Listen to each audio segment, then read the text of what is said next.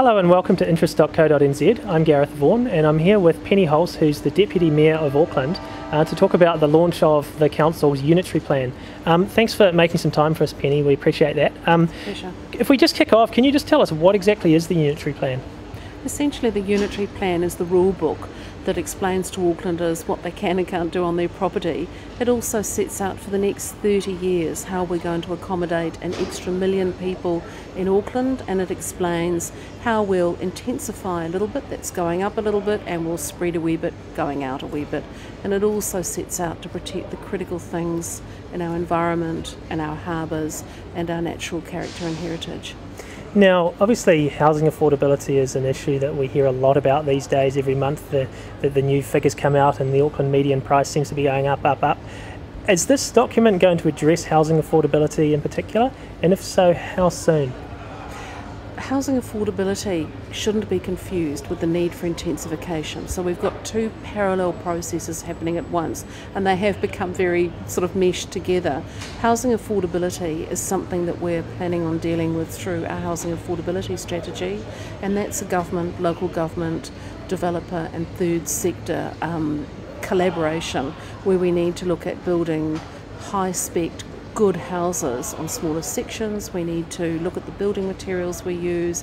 Council needs to make sure that we get rid of as much of the costs out of our process as possible, and we're looking at new ways of dealing with developer contributions. So that's the affordable housing aspect, and we're also consulting on things like inclusionary zoning, making a certain percentage of each subdivision, for instance, an affordable housing part of the subdivision. So we're asking for feedback on that.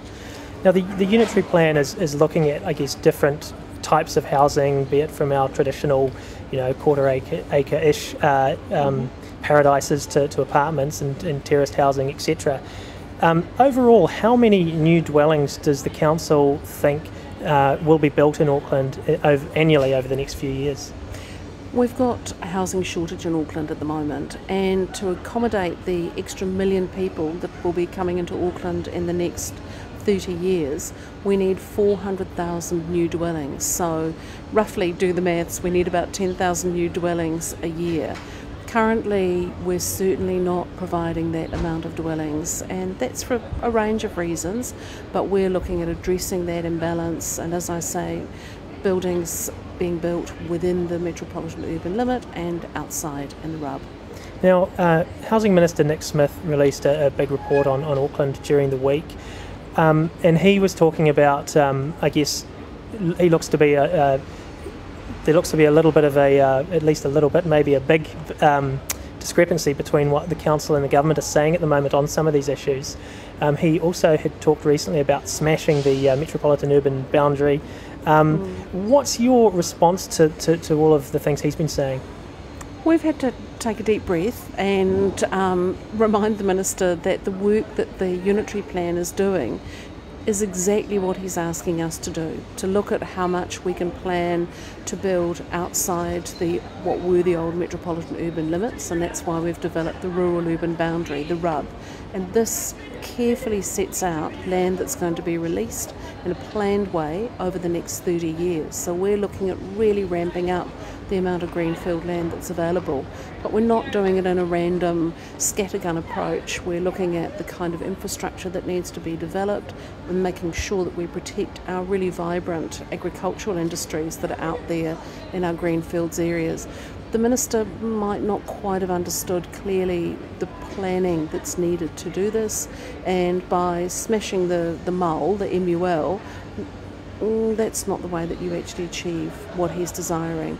Planned and progressive development within that rural urban boundary is what our community have asked for. And in terms of this rural urban boundary, or RUB as it's called, a great little word, how much will that extend Auckland's boundaries by, and over what sort of time frame are we talking about?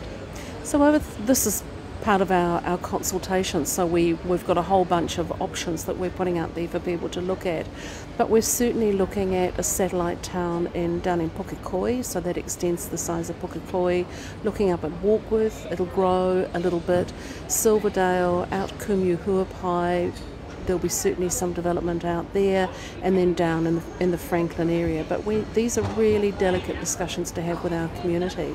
But we're certainly looking at making sure that land is available, as I say, in a planned way over the next 30 years in these areas. But I mean, can you give any? I mean, obviously, as you say, it's a draft document, and there's consultation going on now. But what would the council really like to see? I mean, in terms of land availability.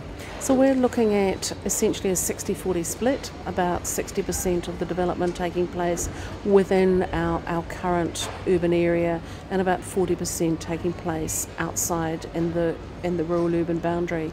As demand changes in these different areas, it will ebb and flow. You know, we might go through a decade where most of the development actually takes place within the current boundaries, and the demand for greenfields on the urban fringes might not exist. So we don't want to be too prescriptive about this. The main thing is that we plan to have that choice of housing available for the next, for sort of 5 years forward, and that's the job that we're tasked with doing.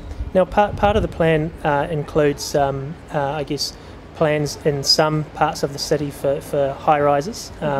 Now, I'm curious, a couple of things on this is one, to what extent do you see the building of high-rise apartment blocks increasing in Auckland in the next sort of 10 years? And secondly, to what extent do you think New Zealand people, and I guess people immigrating to New Zealand, many who maybe live in countries where cities overseas dominated by high-rises, really want to live in those buildings? People have jumped straight to the debate around high-rise, and I find it really interesting. We're sitting down on the waterfront, and we certainly are not a low-rise city. When you sit here, high-rise, and we're talking up to 18 stories. We're looking at that only in areas like New Lynn and Westgate and Takapuna in the metropolitan centre of Auckland. And at the moment, places like Takapuna and New Lynn have no height limits. So we're actually imposing height limits in these areas. Only 10% of the whole Auckland region is actually going to be, even allowed to have apartments. And when we talk about the so-called high-rise, we're really talking medium and low-rise, 3, 4, 5 stories in most of those other smaller centres. So you certainly will not have, in the middle of some of our smaller town centres, an 18-storey apartment building. And what's more, you won't have apartment buildings being built right next to standalone houses. The unitary plans simply won't let that happen. And one other thing that I'm curious about with that is you've obviously got some suburbs earmarked that they can have up to 18-storey apartment blocks, some can have 8. How did you pick and choose which neighbourhoods or suburbs could have those? So during the Auckland plan, we had extensive discussions with our communities, and it was at that stage where we looked at what we call the metropolitan centres, Henderson, New Lynn, Westgate, Takapuna, City Centre, Manukau. They are the places that are on railway lines or are on really good transport corridors, and they already have a certain amount of high density around them. So these are the only centres that we're looking at for anything of substantial height. All of the others are existing town centres, places like Milford, which will have low-rise, or Browns Bay, or some of the other smaller shopping precincts. They're town centres and have a much lower height available to them. And obviously with this denser living that we're going to have, with all this growth that's forecast for Auckland in the next few years, it's going to have an impact on our amenities as well. A couple of areas of interest there is we've got lovely parks in Auckland. They're going to become more crowded, I assume. But I assume that the boundaries won't change. And also schools. Are we going to need to build more schools, or are we going to have to build schools up as well? And if so, are there going to be spaces left where we can build schools? So this is really, really important. I think you've got to the heart of the matter about why we do need to plan for growth. Growth happens exponentially. And at the same time as we plan for growth forward, we need to be working with the Ministry of Education.